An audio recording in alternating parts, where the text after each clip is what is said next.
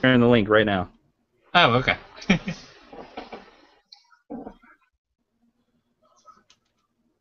Hey guys, Eric here, and welcome to another awesome live episode of the podcast. And I am talking with good friend and just someone incredibly awesome who, if you don't know, and are new to the show, he's been on several times now. I think this is what, your third appearance, Jason?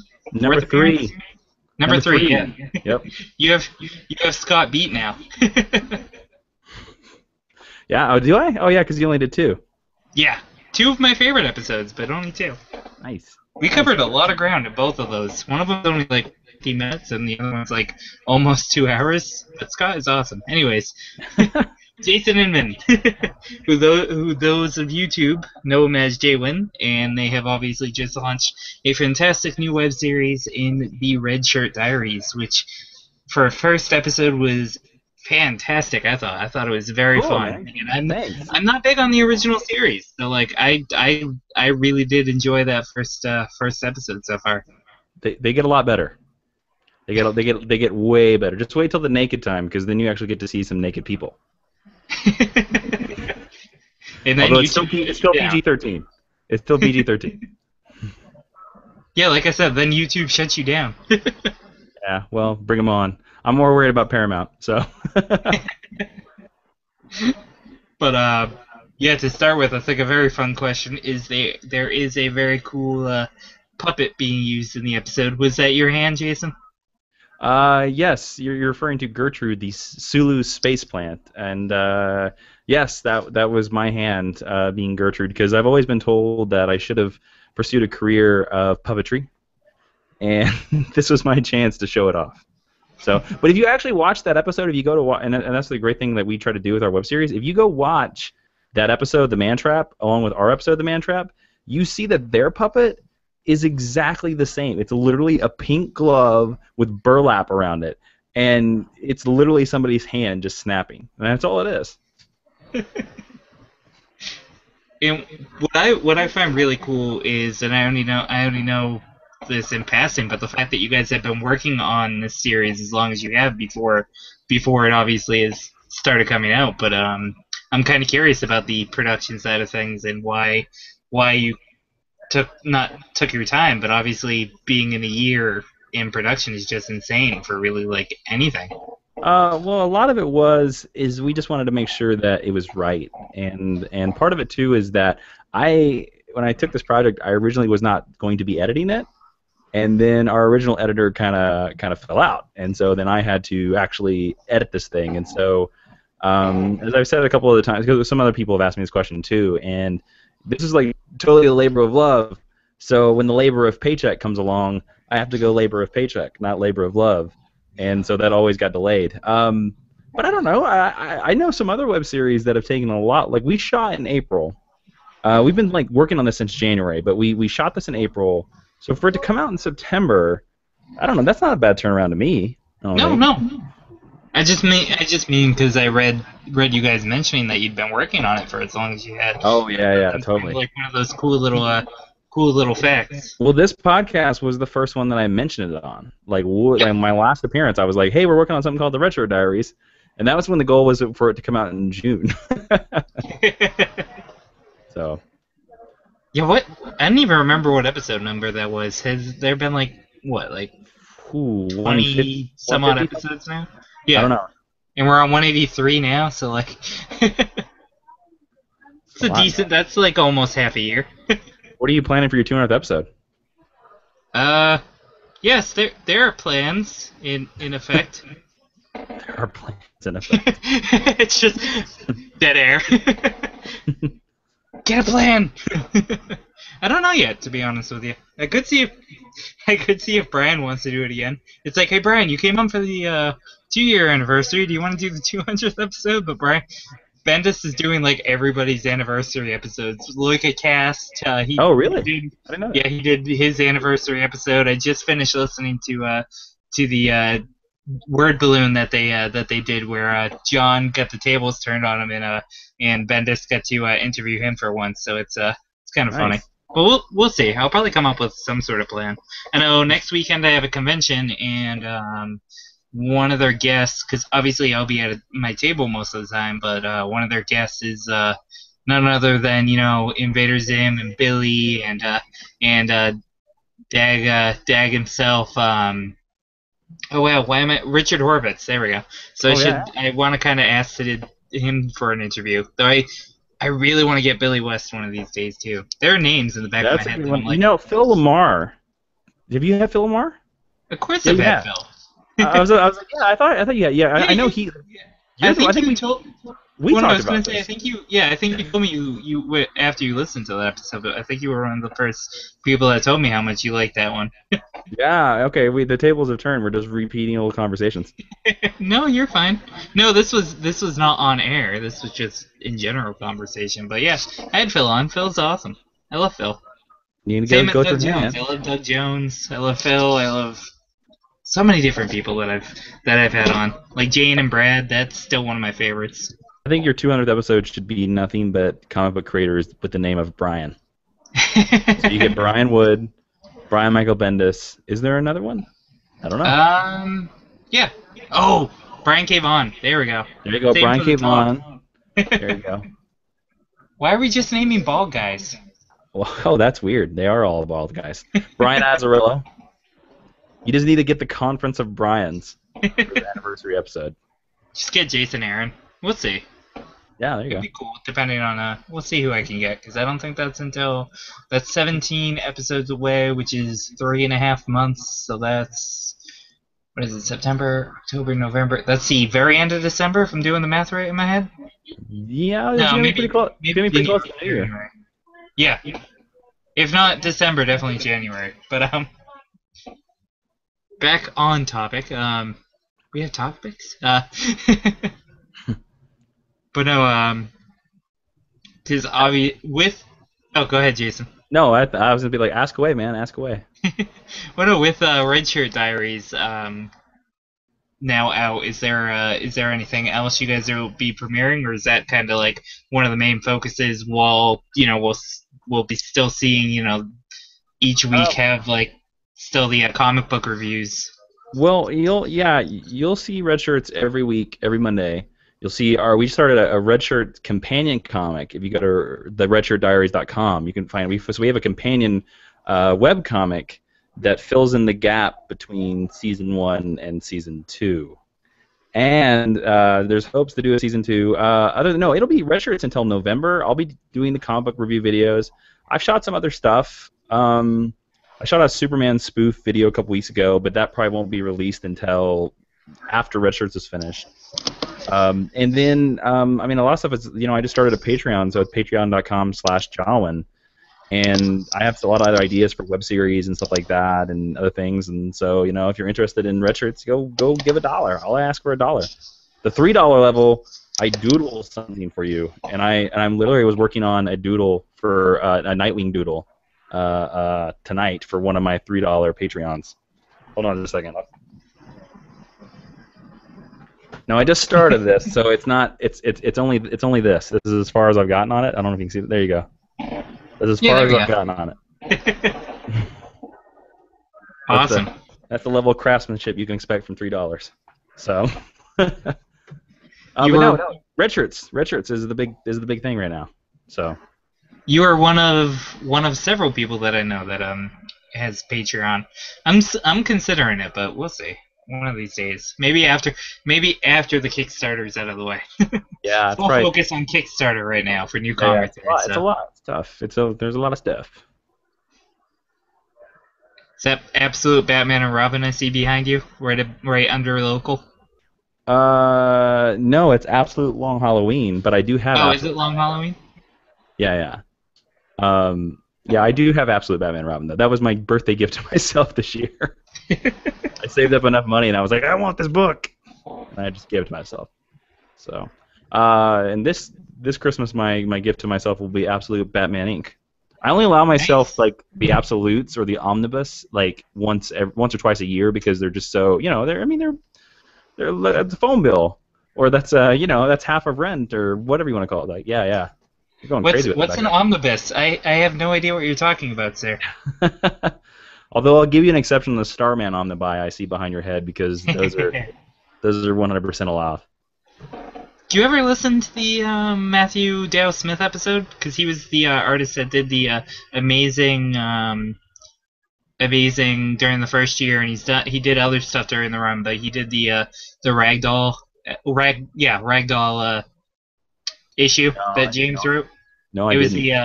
It was the JSA going up against like the not retcon, but the way James Robinson wrote him was as a pretty much serial killer kind of Charles Manson-ish ragdoll instead of... Yeah, I remember reading those stories. Speaking of Starman, there's a funny thing, and I'd love to hear your opinion on it, is that did you read the Shade miniseries that came out right in the first year of the New 52? Now, I liked it. But I did too. There's a weird point of contention in it, because the first issue has New 52 Deathstroke. Okay? Yeah. But then everything else of the New 52 basically invalidates Starman. So, where the hell in the multiverse does that take place, or does he have to just put that in its own little corner and be like, that is over there, that's over here in that corner, and I'll enjoy it when I can? Well, technically, from what I remember reading, is before it got shortened to just the 12 issues, and even the 12 issues didn't almost happen. It was I guess because of sales and how skittish they were getting at the time. It was supposed to be an ongoing, I think. Yeah, no, that's what I was about to say. It was supposed to be an ongoing, and technically it was supposed to be a continuation of the Starman universe that was set up and established. So, from James's standpoint, from what I remember reading, it is viewed as a quasi sequel starring the Shade. Mm. But who knows with the DCU continuity, the new DCU continuity. I would take it as yes. It very much is part of Starman in my canon, it is too. Yeah. Actually, we were Ashley and I, co-hosts of the Geek History Lesson podcast. We did this episode where we talked about what would happen if we controlled the DC universe, and we came up with this perfect idea for Stargirl, and to make her mentor Jack Knight, and ask James Robinson and be like, can we bring him back? Is this okay? Because Jack Knight's a character that I would love to see more. Probably before the New 52, but of course you got to go ask, the man's permission, and he might just totally flat out be like, no. So. One of my personal favorite things, and I don't think we ever had this conversation, but one of my personal favorite things, and obviously I bought the action figure for it, was Sans redesign before the New 52. Oh, nice. Yeah, I like that. I loved that. That's one of the coolest designs Alex Ross has ever come up with, because it was a nod to his old school costume and a nod to his his costume and Wesley's costume. I thought it was a nice mix, but then he's one of those characters that kind of has suffered. Though he is technically part of Earth 2, isn't he? He's one of the We haven't seen Starman in Earth 2 yet. No, not Starman. I was talking Sand. Oh, here and there. I think Wesley is. Wesley is. Wesley is. Yeah. But we haven't seen Sandy at all. The downside about James Robinson leaving that title, though, is that it's kind of turned into an Injustice clone. I still get enough enjoyment out of it, but they did really do this thing where they're like, let's focus on Batman now. Obviously somebody in DC really loved the Thomas Wayne Batman from Flashpoint and was like, how do we bring this into our universe? Oh yeah, Earth 2. And that's what they did to the chagrin of, because the book before that was all about the young JSA, and that's really cool, but I guess DC freaks out when there's not a Batman in a book or a Superman in a book. Yeah, it's really weird, some of the choices. But I mean, since we last talked, I get to read the whole first 2 years of both Animal Man and Swamp Thing, which I absolutely loved. Did you see the announcement that came out today? Charles Soule going exclusive. Yep, to Marvel, which is kind of crazy. because that means unless they can find someone awesome to replace him on Swamp Thing's officially gone. I think. I think they'll find somebody. Because yeah, picked up a pretty heavy ball from Scott Snyder, and I still think Swamp Thing's good with Charles Soule. I think they'll find somebody. I don't know who you would put in that position, but you can find somebody. I'm very curious about what Marvel offered Charles Soule because or what he's going to write after this death of the Wolverine because I like Wolverine, but I could care less about the death of Wolverine. I really don't care. Yep. Let him die. That's what. Whatever. I am completely on the same page. Yeah. It was seeing the announcement. I'm like, okay, whatever. We'll see you in a year, Logan. Yeah, he'll be back in a year. Whenever the next X-Men movie comes out, that's when he'll be back. Just let him rest for a little while. I'm perfectly cool with that. Whatever, but. Well, they've done it with almost every other X-Men character by this point now because, okay, so Kitty Pryde was dead on the Space Bullet. Nightcrawler was in heaven for a while. Cyclops was dead because of Apocalypse for a while. Jean Grey's Cyclops disappeared for, what was it, maybe 3 months during that time period? It was right before New X-Men. Yeah, it might have been 6 months, maybe 6 months. But Colossus was thought dead at one time. Well, Colossus' death lasted for, I want to say, that was almost 8 years. Yeah, it was a long time. Like 99 till 2006? Yeah, because Grant Morrison wanted to bring him back, but then they told him no, and that's the reason why he gave Emma the diamond powers. Yep, absolutely. Yeah, most of the X-Men team have been dead at one time or another, which is kind of crazy when you think about it. It's pretty funny, yeah. Oh well. What's the question to the host? What is the best comic book? Can be a superhero, can be an independent, whatever. Let's do this. Okay, let's split it up. What is the best superhero comic book that surprised you recently, that you read and you were like, I didn't expect this to be good, and it actually was? Ooh, you know what? This actually won't surprise at all, but I did get to read it recently, so it's kind of cheapening out of it, but Oh, Harley Quinn? Yep. This is the San Diego issue because my friend got it for me at San Diego. I really liked it, except for the really weird cheap shot at Marvel. I was like, I love you, Jimmy, but really? In the very next issue of that, they did this thing where she's throwing like dog crap at the offices of DC, and you see Dan DiDio in the building. I absolutely loved the Stephen Amell cameo that didn't even look like Stephen Amell, but then the artist. Yeah, it didn't even look anything like him. Yeah. But she just runs over to Bruce Timm and it's just like, I love you, and then it's just like, you should meet my buddy Paul Dini, and I'm like, that is an awesome nod. I love everything about that. I'm trying to think what one I would pick. What would you pick? I don't know. It's tough. What did I read last week? Oh, you know what really surprised me was Batman Eternal number 21. Because I'd basically given up on that series. I read the first 5 issues, gave up on it, and then I read a one here and there because of my review videos that I do every week. And then I had to read 21, and then 21 was actually like good and set the mystery, and I was like, whoa, maybe I'm going to start reading this again. So, I don't know, that one surprised me. What about independent stuff?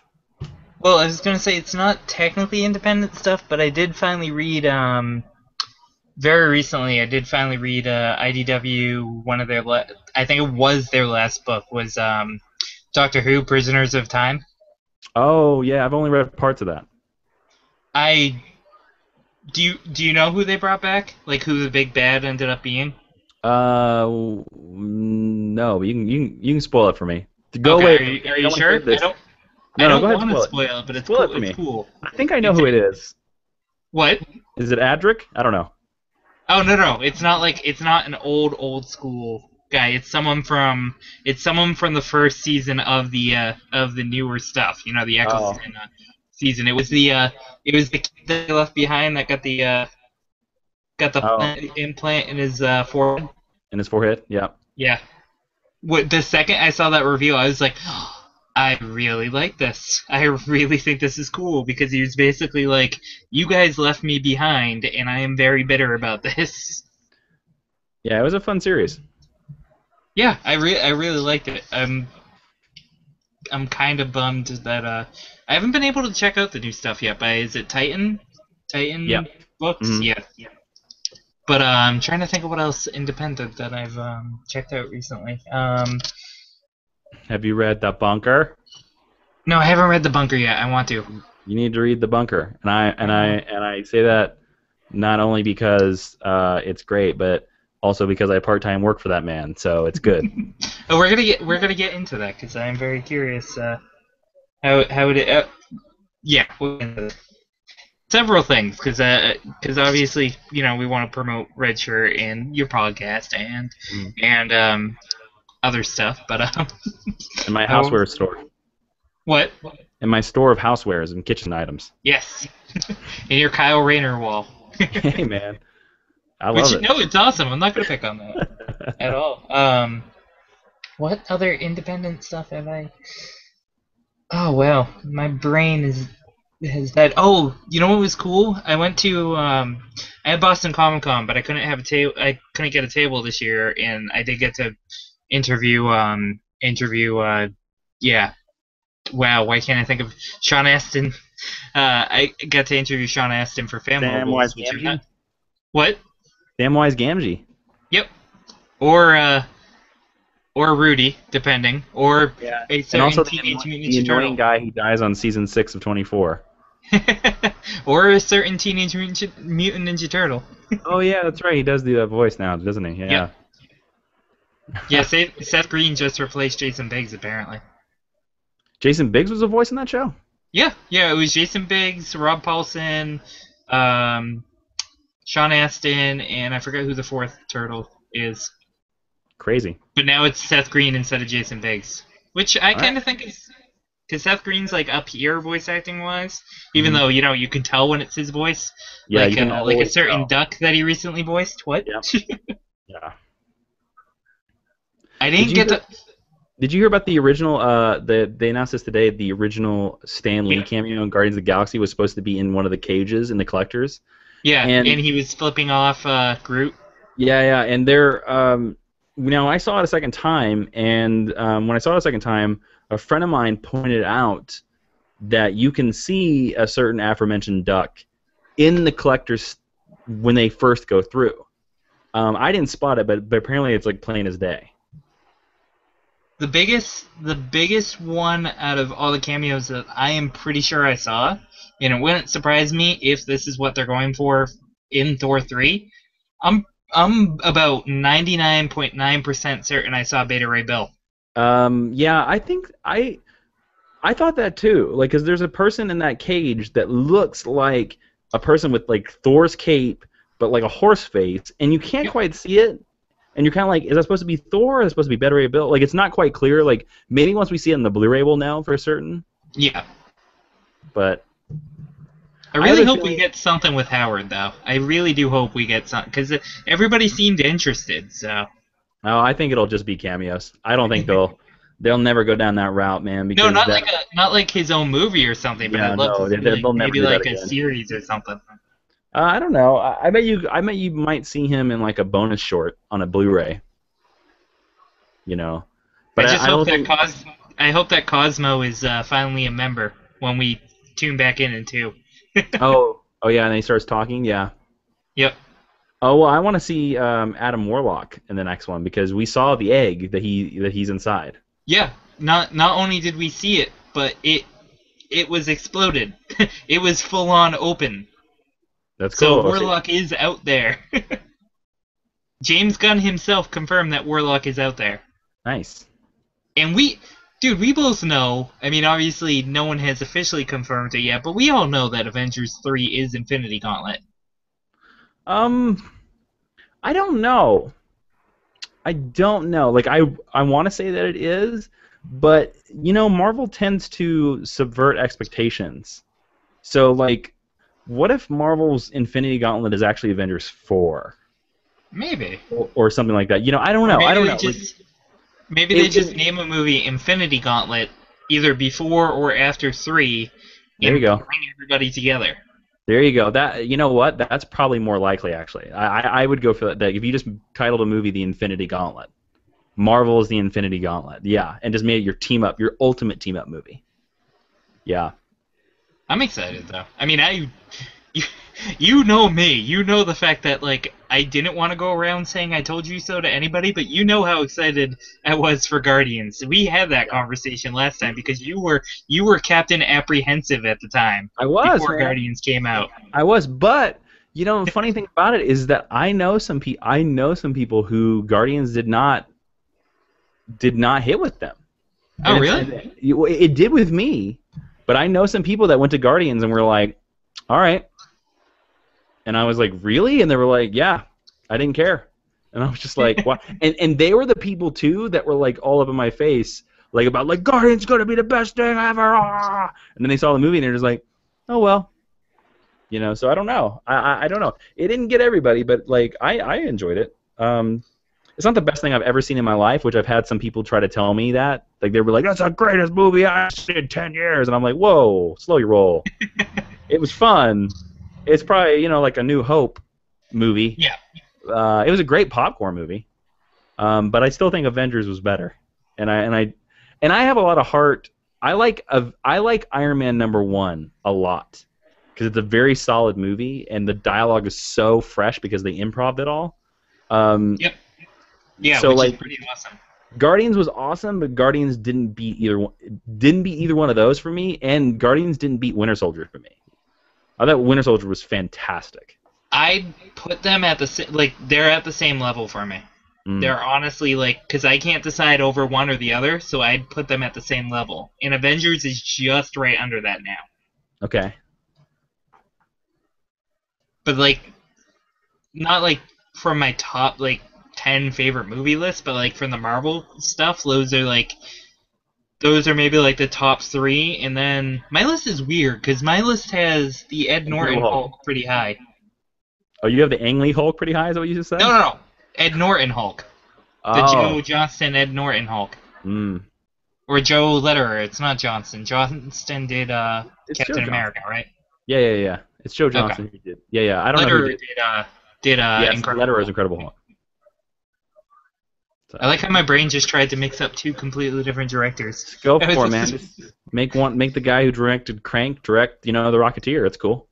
I was listening to some of the Community commentary from season 5 last night, and they got to the lava episode, and they were just picking on Joe for since Russo has done Community episodes as well as Captain America: Winter Soldier, and so they were picking on him pretty much. At one point, Dan Harmon just turns around and he's just like, "Yeah, what? I at least want to be in Captain America 5 or 6 at this point." Yeah, that kind of surprised me. Having him there in that movie, Winter Soldier, Abed and Winter Soldier, kind of threw me out of the movie a little bit. I was like, "What is he doing here?" He's being awesome, as he normally is. Come on. I mean, he was okay, but it wasn't one of those points in the movie where I was a little knocked out. I was like, "What? All right." It's such a good movie, though. Both of those movies were fantastic. It's a solid movie. Days of Future Past, would be right under those 2. If you're going comic book movies for the year. How many times did you see Days of Future Past? Just one. Okay, I saw it twice. Now I loved it, but the second time I noticed a crazy trend, and there are so many plot holes in that movie. Yes, it is so full of plot holes. But here's the thing: it's the first summer movie I can remember in a long time seeing where I went to see it because of the interactions with the characters, and I didn't care that the plot holes were all screwy. But man, there are a lot. You can almost take out every Mystique scene in that entire movie, and the plot line still works. That's how minuscule to the plot she is. I do. One of my favorite things is I have never smiled that much at the ending of a movie in a really long time, but it was pretty much it's pretty much in the back of my head. I'm going, I can't believe that you just got away with giving the biggest possible middle finger to Brett Ratner ever. Yep. And I know that's not what they were doing, but that's exactly what it felt like. It's like the original. It was basically the original plan was this is what we would have done if you hadn't messed with what I set up in the first two movies, buddy. So I here's what you get. I haven't heard a bigger cheer in a theater in like years. Like when that reveal happened at the end of that movie, like literally people in my theater cheered and yelled. Like more so than even Guardians. Like people like when that reveal happened, people were like the audience applauded. You know, I think everybody was like, "Oh, thank God, X3 doesn't exist." Woo! And also, X-Men Origins doesn't exist either. Yep, yeah, but those are the only two that were wiped. Yep. The Wolverine is still very much part of that universe. Yeah. Which I'm kind of iffy on because... Me too. Well, no, because like I still, and I think you're at the same wavelength at this. The fact that the Silver Samurai was a CGI creature Yep. instead of a badass, awesome character that we both know and love from the comic books. Yep. Is one of the biggest, weirdest, like, adaptation choices I've ever seen in my life. I don't know. It should have been Mariko's father. Yeah. Because they set him up to be it, and then he even had a fight scene with Logan where he was like super fast, and you were like, how is this guy super fast? Is he a mutant? And then Wolverine just killed him, but it should have been him. It really should have. He should have been the Silver Samurai.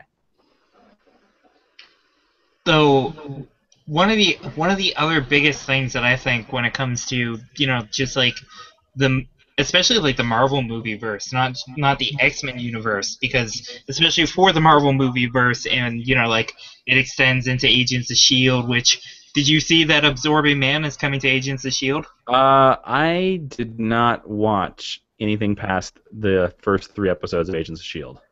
Just jump into season 2. I don't think I gave up. I might watch the first episode of season 2, but like season. You know, I know people told me it got better after Winter Soldier, but I don't want to go back and try it. Just jump into season 2. Mm-hmm. That's what I'd say. Just jump right into season 2, because especially with the fact that they're adding Mockingbird, which is cool. Crusher Creel, the Absorbing Man, is going to be showing up. Lucy Lawless has been cast. Who is she playing? It's just a new character. She's not an established character. She's a new character. Gotcha. Or well, she could be an established character. The name she's been given is a new character, but that doesn't mean anything especially with this show. Oh, okay. She could be, you know, someone that we've known forever in the comics, but we'll see. I'm trying to think of who else they've announced. There's a couple more that they've announced that make me pretty excited. Like I said, just try season 2, because I really think that it's gonna go Buffy on us. Arrow season 3 sounds amazing. By the way. Oh yeah, Arrow season 3. I mean, we're getting Ray Palmer, and it's Superman, which is hysterical. I'm okay with that. I'm fine with that. And I still say, like, it hasn't been confirmed, but I still say we're getting Ted Kord. Yeah, I bet we do, but it wouldn't surprise me if he shows up in The Flash. Yeah, that wouldn't surprise me either. I still find it super weird that they basically given Hal and Ollie's relationship to Barry and Ollie. Yeah, but you know what? I also think that I would not be surprised with all the Ferris Air stuff that we've seen that Hal Jordan doesn't show up somewhere. True. It would be interesting to see who they cast too, because like, obviously, we're in agreement when it comes to the Ryan Reynolds movie. We're not gonna talk about that. From the animated side of things, we've had 3 fantastic voice actors play Hal Jordan. Who could have played him live action? 3 different movies. What? Who could have all played him live action too? Yeah. Because you have why can't I think of his Chris Maloney, who is fantastic as Hal Jordan. You have David Boreanaz, who is fantastic as Hal Jordan, and you have Nathan Fillion. All 3 of those guys were fantastic Hal Jordans in animated movies. And now none of them will probably ever play him on small screen, but still. Nope, not a single one of them. A Now here's couple a years question. ago, we could have got Hal. I mean, we could have got Nathan, but no, not Yeah. now. Uh, Here's a question for you. I don't know if they'll allow this, but since they 100% confirmed that the movie universe and the TV universe are not connected, and we've seen the writers multiple times go to Bloodhaven and do stuff like that, how soon till a Batman hero, Nightwing, Robin, Batman shows up? How long do you think that is? And then also, I had a conversation with a friend of mine recently where we were like, okay, if Batman shows up on the show, who do you cast as? How do you cast as Arrow's Bruce Wayne? And my choice for this is Justin Theroux. He's the lead in The Leftovers, Okay. which I don't know if you've seen him. I've seen him in the previews, not the full-fledged show, but I can see that, yeah. Yeah, he's I- great. How long do you I think still- till that character shows up? Year 4. Okay. That soon. I really honestly think that soon, especially with everything that we've seen established in the show. I actually think it'll be Nightwing too. Yeah, no, it will probably be Nightwing. I would not be surprised. And they just like make a throwaway Bruce Wayne reference just to be like, Yeah, totally. that. This is why Dick is who he is. We all know who he is, and he just makes like a throwaway, to his mentor / adopted father, Bruce Wayne. So there you go. Totally. That's really all you have to say, and everybody will be like, okay, because we've already, if you've seen the Flash pilot via various means on You could have saw it at online. Comic-Con. It was at Comic-Con. And at Comic-Con, a certain Easter egg that shows up at the end there. Yes. And we won't go into too many details because we're still 3 weeks away from the actual premiere. Well, 4 weeks, right? Yeah, In that's October? always way. Yeah. But I wouldn't be surprised if it's year 4 at this point. I really would not be surprised by that. I love the fact that I know they've casted Wally. Rays. Well, no, I was gonna say they've casted Rays or Roz, or I always forget how you say Ra's al Ghul. Well, here's the crazy thing. I was taken in by rumors of this, and a couple months ago, right around Comic-Con time, like I saw the reports that are apparently fake, where it was, help me, it was the Middle Eastern man from The Mummy. Yeah. No, Who plays Dr. like Fate. he's officially been casted, but the reason I'm doing like the air quotes is, and I know there's like maybe like a 0.1% of it happening, but people keep asking Liam Neeson, and his response is only, "I will do it in a heartbeat if I'm asked." So okay, so the other guy is confirmed. Is that true? Yeah, it was confirmed a few months back. I think it's I'm been gonna- confirmed for like 2 or 3 months now. I'm gonna Google you right now and just make sure, because I think he's a fine choice. And when I heard about him, I was like, cool, he'll do good. He's awesome. I really like that guy. He's a great Here's character. what I'll say. If Liam Neeson says, I will come back and play Ra's al Ghul, and I'm the producer of Arrow, I'm going Liam Neeson. I'm going right to him and calling him on the phone immediately. Because Yep. you realize how much of a ratings hike that would be if he was Ra's al Ghul on Arrow? It's Guggenheim hasn't left the show. It's Mark Guggenheim, and Mark Guggenheim is a very smart and awesome man. I guarantee you, the second Mark saw that, I would hope there are talks currently in a. I would imagine it was if anything would stop Neeson from doing it, it would be like just the small amount of pay that he would receive for doing it. Yeah. Because he could just go do another plane crashing in the ocean movie and make like $7 billion. I will. That's all. Oh, okay, another paycheck. But just pick up a phone. I will. Okay. So you have to say that all for me again, sir. You're cutting out.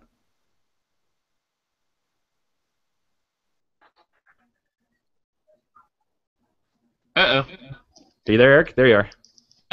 Can you hear me now? Little bit. You're coming like through like a can. Uh-oh. Let Let's me just get keep closer to the microphone and hope for the best. Any better? Yeah, that's better. Okay. Did it fix itself? I think it's just the internet gods not liking us. Okay, but... Oh, wow. Now my brain died completely. Um, what were we talking? Oh yeah, Liam Neeson. I was making a Taken joke. I was like, if he just says, "Oh, all I have to do is pick up a phone and act threatening again," Hmm. but yeah, I could see them doing. That's still. Oh, I really hate admitting this, and I don't think I've ever admitted this on the show before. During Batman Begins, I didn't see it coming. I didn't either because I was overseas at that time, and I kept hearing all the things of like Ken Watanabe, and so I was like, oh yeah, Ken Watanabe's Ra's al Ghul, and then he died, and I was like, what happened? They killed Ra's al Ghul, and Yeah, to me, he was Henry Ducard. yeah. And then the reveal happens, and you just kind of go, and then feel like an idiot for not seeing it coming, because it's like, oh yeah, that is how that character is. Yep. I'm still looking for Odess. I don't know if you say Odess Fair is his name for How are you? confirmation. That's I, that's I why I have got not. choppy on you, is you went to do something else on the internet. That's probably what it is. I still can't find it though. I cannot find a single article that confirms him. Oh, maybe I was wrong then. Who knows? Well, I guess we'll wait and see. Mm. Which is exciting in itself. But I can talk. Oh, I can't wait Constantine is looking amazing too. Yeah. Okay. So Ra's al Ghul, I can only find it on one website, and it's a website called K-Drama Stars. So they're a reputable news source. A website that we've never heard of before. Yep. They're the only place that has it. Huh. So, I should email Merck's assistant to see if I can get him on some point soon, and be like, so Liam Neeson. Yep, you should, man. It's been a while since I talked to Mark, though. That would be fun to try to get him back on, because it's been a while. It was like right when season 1. It was right before season 1 started coming out. Is the last time I talked to Mark. Nice. It was New York Comic Con of 2012, I want to say. And now my cat's in the background. Hey, cat. I thought it was your phone. Nope. I could pick him up, but that's just gonna make him louder. Getting back on track completely is obviously you have your fantastic podcast, which I highly recommend to people. Even though I'm a couple episodes behind. But I skipped ahead just so I could listen to the Doctor Who episode, because I loved the Doctor Who episode. Nice.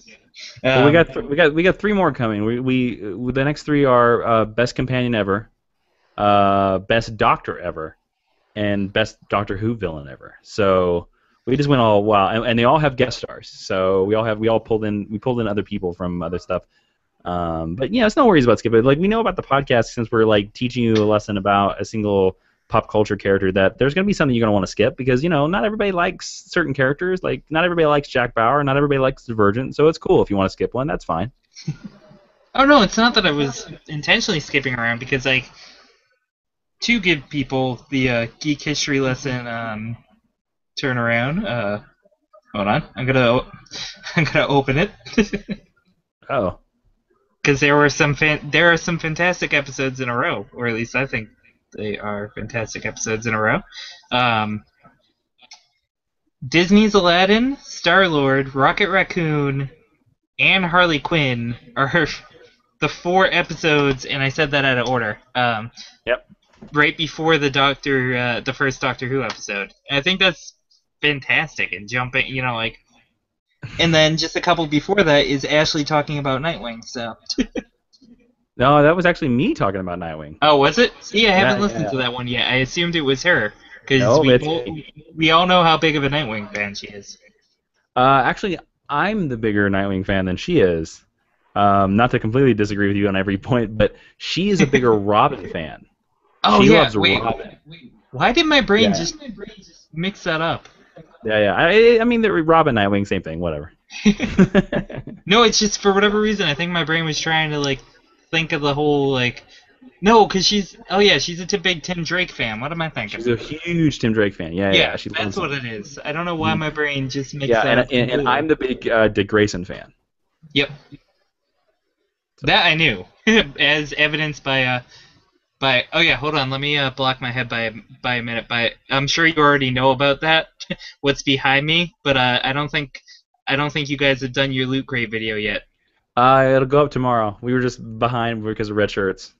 Well, It's no, all no, no. right. The reason I was saying that is I went to block one of the items from the Loot Crate because I forgot it was Oh, I know. behind my I head. know. Oh, It okay. doesn't matter. It doesn't. Everybody knows it's out there. Everybody knows it's out there. So One of these days we'll get the dancing Groot. they were smart, man. They'll actually make it dance instead of just doing the Yeah, bobblehead. I think they've said that we're eventually going to get it. It's just a matter of when. We'll see. One of these days. But yeah, to talk more about Geek History Lesson, because I am curious, how has the reception been so far, and like just overall like fan interaction and just interest level. It's been great, man. We started it out, and originally our goal was to just like be featured by iTunes, like to be on iTunes New and Noteworthy, and they snuck us on there. Was lucky enough, like we got on there, so we were like, yay! And so that gave us a lot of listeners. And then Major Spoilers wanted it to pick us up about it and put us part of their podcast network, so we did that, and so our listeners have gone even bigger. We're constantly, like every single day, somebody is giving us a suggestion for a new episode or doing something like that. And we have a big, long list. We have like a list of like 35 that we're like, we'll get to it eventually. I know like one thing we try to stress is that, like, yeah, we could do everything, all our favorites like right now, but like it's just smarter to do it like when the Batman movies come out, like when the new Batman movie comes out, that's when we should talk about Batman. Or like our next batch after the Doctor Who stuff is going to be Flash and Arrow. So we'll talk about them finally because their new shows are coming about. We'll probably talk about Constantine as well.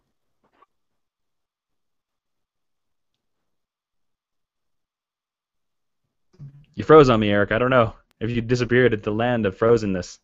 Oh, can you hear me? There you are. You're back. Oh, okay. That was weird. I'm most excited about Constantine just because I feel like they can take the biggest risks, and I'm really curious to see what they bring, who and what they bring from the comics. Because I can see us eventually getting Dead Man on the small screen, or like even like the quickest tease of Swamp Thing. It just excites me at the possibilities that we can get. If they bring it, if they aim it towards Justice League Dark, that show would be fantastic. It'll be amazing if they aim it towards Yep. Justice League Dark. Yep. And I like Swamp Thing on Justice League Dark. I think that's what they're gonna do. I'm not. I really honestly think that's what we're getting from all the teases. We're already getting Brother. Oh wow. Brother Why can't I Voodoo. think of- Or no. No, Brother Voodoo is Marvel. Yeah. Brother. He's a Oh voodoo my guy. head. Yeah, basically Brother Voodoo, but Yeah, for yeah. DC. But gearing towards the end, and I do want to bring up more Star Trek for a second because I am curious how that TrekCon was for you, because I know you mentioned you were going to a Star Trek convention the last time we. We didn't go. You didn't go? Well, because, and I wish we actually had gone, but we didn't go because we were busy with red shirts. And then also, my whole goal, as you know, is to take a picture with Jonathan Frakes because everybody says I look like his son, and he didn't go this year. He wasn't That's there. a bummer. And so we were like, if the Space Dad's not going to be there, why should we go there? So hopefully, I think we're definitely going to go next year. No matter what, we're going to go next year. But I'm hoping that Space Dad, Jonathan Frakes, is there as well. Because I will get that picture and frame it and put it in my dining room and make people wonder. That's disappointing that you didn't get to go though. That's a bummer. Have you checked out any? Because we're going to tie this. Watch, we're gonna seg this properly into San Diego talk in a minute. But Okay. Are there any other like smaller shows that you've been able to check out? Because like I said, I have that show in not this weekend, but the weekend after next in New Hampshire. So We're going to go to the Long Beach Comic Con the last weekend of September, and that's always a fun show in Long Beach. And then also, I think we're still in approval process, but I'm 90% certain that Geek History Lesson will be doing a live show at Stanley's Kamikaze. awesome. And we're going to bring on the Two Broke Geeks, we're going to bring on comic writer Sterling Gates with us, and we're going to do like a Flash trivia game show. So it'll be a live episode that the audience can win prizes, and then you'll learn lots of facts. It'll be pretty cool. I really hope we can. that I somehow end up at that show. We'll see. I really don't know what's happening there. Are you aiming towards Stan Lee's Kamikaze? Well, I think it's dependent on what's going on with Fan Moguls. Like if everything is set at that point. Nice. We'll see. It's the weekend of Halloween. Oh, is it? I thought it was Yep. in November. Well, I think it's like October 31st, November 1st, and November 2nd. Oh crap! I might not be able to do that then, because November 1st and 2nd is kicked you out of Rhode Stan Lee's Island Comic-Con. Kamikaze, man. Sorry. What? I just kicked you out of Stan Lee's Kamikaze. Sorry, man. Well, no, because that's the same. November 1st and 2nd is Rhode Island Comic Con, Hmm. and I really want to go to Rhode Island Comic Con. Because we went last year and it was a really good show. So, plus Mick Foley's going to be there. At Kamikaze?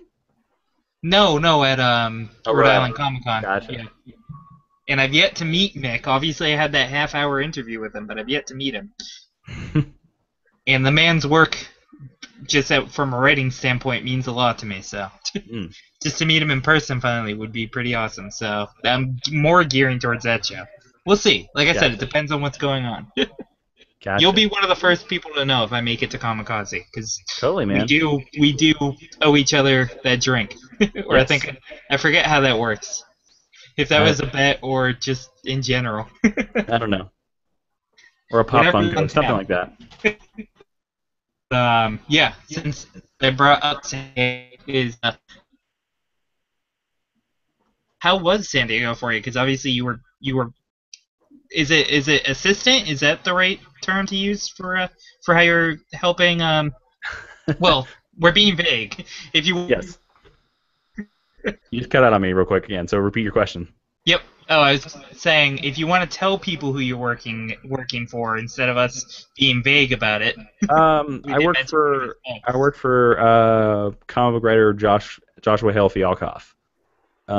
So I'm basically just helping him keep on track with the multiple creator-owned books he keeps writing, because it just keeps adding, because he's a workhorse, that guy.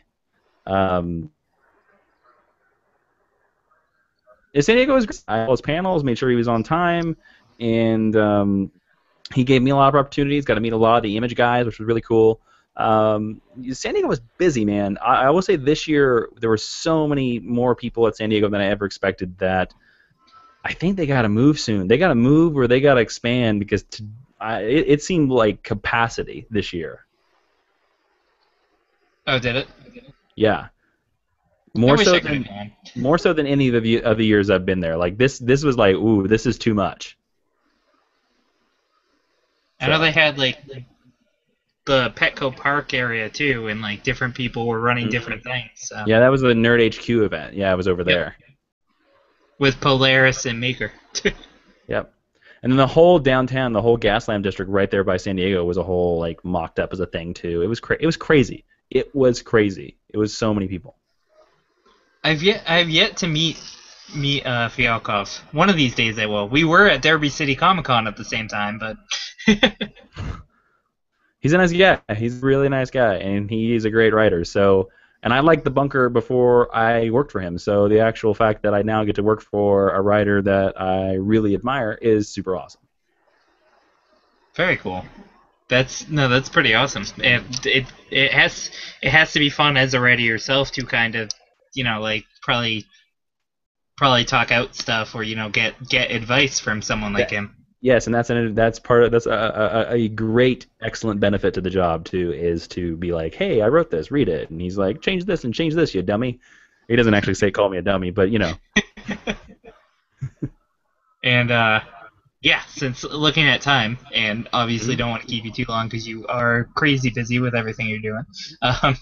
And we have covered a gamut of topics like we normally do. That's what happens, We went all over the place, man. We usually go off. But and hi Ashley, whenever you get to watch this. Sorry you couldn't make it. We'll have to have you on a solo episode one of these days. Yeah, just get her by yourself in a couple weeks. But yeah, no, definitely. Well, after the other Ashley, after Ashley Birch, we'll have Ashley Victoria Robinson. Go straight with your Ashleys, man. Just make your Two September all Ashleys in a row. Ashleys. Yep. But yeah, to end with, as we normally do, if you want to talk about what you're reading, listening to, watching, playing, and then obviously where people can find the awesomeness that is Jason Inman on the internets. What am I reading right now? That's tough. I gotta look over at my nightstand and figure out. Hold on a second. What am I reading? Oh, I actually just finished the first 2 volumes of Alias, which I had never read before, by Brian Michael Bendis, and I really dug them. Yeah, Mr. Omnibus, look at you. Like that thing's out of print. It's somewhere over here. So I read that. I am rewatching Justified and Star Trek Deep Space Nine because working on Red Shirts has made me really, appreciate Star Trek even more. So I want to rewatch it. I'm listening to. I don't really listen to music that often when I'm writing, but I have been listening to a podcast called The Morning Stream a lot. If you know that one, I don't know. It's pretty good. And then what am I playing? Yeah. I play The Last of Us I'm an amateur video game guy. So no, this is what I've been playing. I downloaded the Price is Right Decades game off the PlayStation Network game because tomorrow, Ashley and I don't know, like this will air on Thursday, so by that time we've already been there. We are going to the Price is Right. Oh, are you? So, yeah, I'm going to the Price is Right tomorrow as of the time of this recording. So hopefully you get on. That would be cool. I'm trying to get the Alias on the bus real fast because I do want to show you something that's kind of braggy. Let me see if I can get it real fast. Brag. I want to brag to you. Look at this awesome omnibus I have that you don't. It's out of print. Look at this. Did you like Alias, by the way? I did. I just sucks that I don't have the 3rd volume, and I probably never will be able to find it. Or it's really hard to find now. I'm probably not going to be able to get it out, am I? Nope. There's a Michael Gaydos sketch in my copy. Nice. Did you track him down at a convention? Cool. What? You track him down at a convention and make him sign it? Yeah. I couldn't. I talked to Brian the same day that weekend, but I couldn't get Brian on there. I've started this new thing, and it was part of the way how I met Josh Fialkoff. Whenever I get a creator to sign a book now, I have them write me a crazy, weird, funny message. So I'll have them write my name and then write me a message and then sign it because I feel it's a little bit more personal than just a signature. And at San Diego, speaking of bringing it back to that exclusive news of Charles Soule, I bought his trade paperback of Letter 44, and I had him sign it. And he wrote in the front, Jason, the gods are always watching you, so be careful, Charles Soule. And I was like, that's really cool. That is really cool. Yeah. The first thing when I got Josh autographed the Bunker Number 1, he wrote, "Be awesome or else." So. That's a really awesome idea though to have. Steal it. Anybody out there steal it. I think it makes it more personal, so that every time you see that signature, you're like, oh hey, I remember that. It would have to be a hardcover or a trade though. I don't think it would be legible on some comic covers. Some of them wouldn't work. Yeah, that's why you just have to have the silver pen and the black pen with you. Yeah, true. But yeah, where can people find you online, good sir? They can always find me on Twitter at Jawin, Jawin, and all my YouTube videos are youtube.com/Jawin, the same spelling. And we're doing the big thing right now is we're promoting the Red Shirt Diaries, which if you don't want to go to my YouTube, if you're anti-YouTube, you can go to www.theredshirtdiaries.com. It's very important you put that "the" in there because otherwise you go to a blog that hasn't been updated for 3 years, and you don't want to go there. You want to go to theredshirtdiaries.com and watch a very funny, awesome web series about Star Trek that we just started. That stars Ashley, my co-host for Geek History Lesson, who we've mentioned several times, and will probably be on a future episode. Okay, that's a long time. Yeah, I get her. She is working at a job tonight, so that's the only reason why she was going to be here, but she got called into work. Yep, which is a bummer. Yep. But it happens. Yep. But yeah, as always, thank you for coming on, bud. I was gonna make the joke about that if you follow Jason, he might not follow you back, but it's cool because you're Facebook friends with him. Yeah, there you go. Someone doesn't follow me on Twitter. No, I'm kidding. I'm pretty certain I follow you on Twitter. I'm totally kidding about that. No, you don't. It's cool though. I'm totally kidding about that. Anyway, I really am. Now it's awkward because you don't think I'm kidding about it. Yeah. Sometimes I wonder. I'm like, did I somehow unfollow somebody? I don't know. No, it's anyways, I was making a joke, but yeah, We will I don't talk. understand. I don't understand your humor, East Coaster. We'll talk later, dude. All right, thanks, man. Yeah, have a good one. You too.